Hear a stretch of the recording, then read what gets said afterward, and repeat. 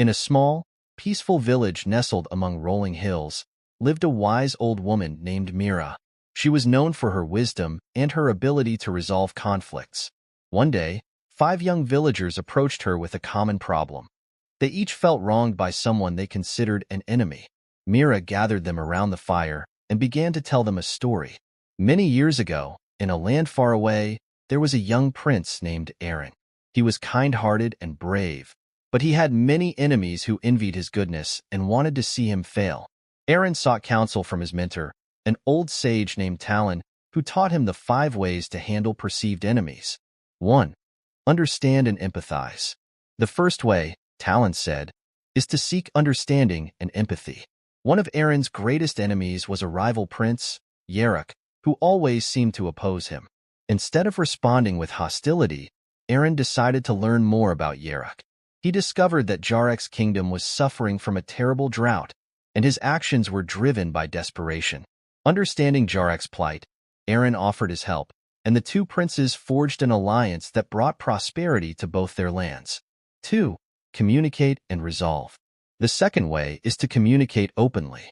Aaron had a nobleman, Lord Finric, who spread false rumors about him. Instead of retaliating, Aaron invited Finric to a private meeting. He expressed his hurt and confusion, asking why Finric felt the need to spread lies.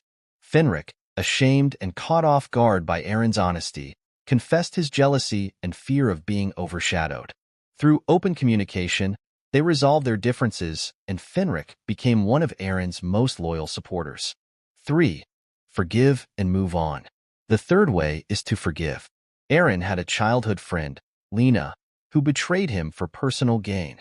It hurt him deeply, but he knew holding onto the grudge would only poison his heart. He chose to forgive Lena, not because she deserved it, but because he deserved peace.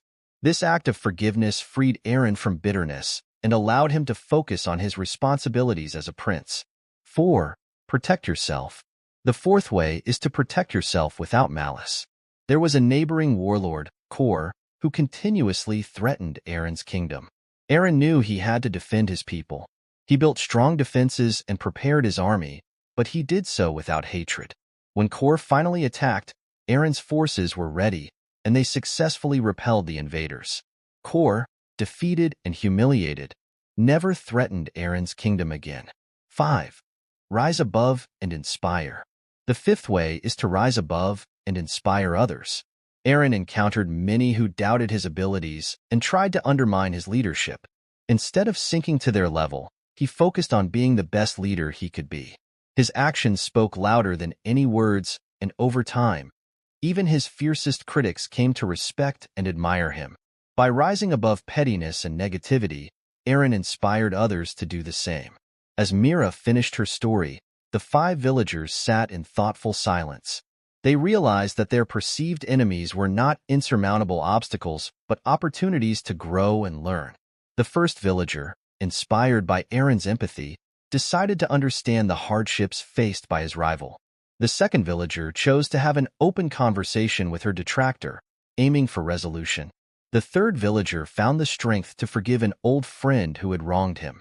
The fourth villager took steps to protect himself from a manipulative colleague without harboring ill will. And the fifth villager committed to rising above the negativity, focusing on becoming a source of inspiration in the village. With these lessons in their hearts, they went back to their lives, ready to handle their perceived enemies with wisdom and grace.